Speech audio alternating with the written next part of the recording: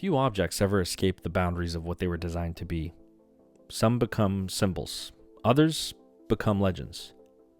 When Pokemon cards were first released outside of Japan, they were never intended to be collectibles in the way that we understand them today.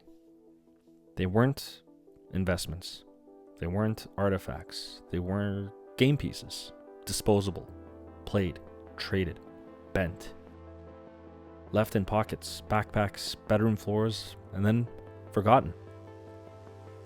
They were meant to be temporary, and yet here we are, still looking at them, still talking about them, still feeling something when we hold them. Time has changed their purpose. Pokemon cards are more than paper. They are history, craft, and art. And if you're willing to look close enough, from vintage cards to modern icons, every card tells a story. A journey from pack to collection. And through careful observation, we uncover it. Today we are starting with a card that was never meant to be rare, yet became forgotten about, but unforgettable at the same time. This may be confusing, but that's what you get when you see Armoured Mewtwo. Mewtwo has always occupied a strange place in Pokemon, born not through discovery, but creation.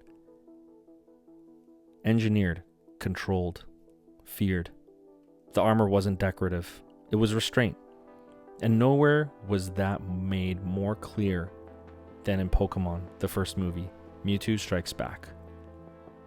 The armor exists to suppress Mewtwo's power, a physical answer to a psychological question. What happens when power can no longer be contained? A visual metaphor for control, and fear of what happens when control is lost. This card captures that perfectly. The heavy mechanical design contrasts against the psychic energy bleeding through the card. But even restrained, Mewtwo feels dangerous. The artwork here does something very subtle and very intentional. Order versus force, control versus inevitability.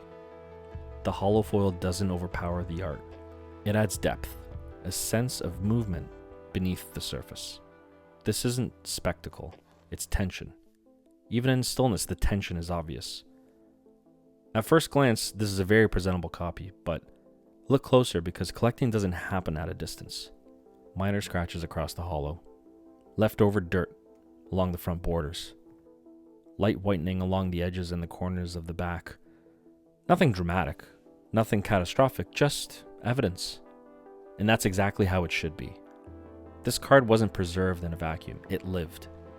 It was handled by someone who likely watched the same movie, felt the same tension, and saw Mewtwo not as a monster, but as a question, questioning power, control, purpose. Different eras, different intentions, same outcome. Some collectors chase perfection, others chase rarity. But perfection is fragile, and rarity on its own is empty. What lasts is meaning. And meaning isn't printed on the card. It's added slowly, by time. Armoured Mewtwo wasn't printed endlessly. Its availability was tied to a moment, a theatrical release, a cultural peak. It wasn't available in every pack. It was subtly inserted in the 2019 Fall Collector's Chest as a promotional card. So for those collectors that wanted to buy cards because they loved them, they were gifted this wonderful example. Printed during a time when quality control was inconsistent, truly mint examples are far rarer than population numbers suggest.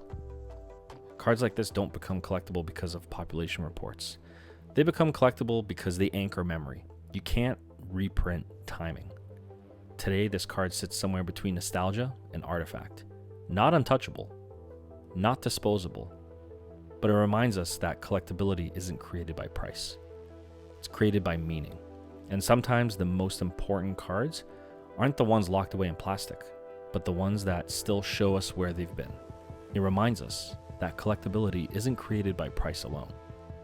It's created by context, by timing, by scarcity, by how a card survives the moment it was born into. Population reports tell us how many remain. Condition tells us how they were treated, but neither can tell us why a card still matters.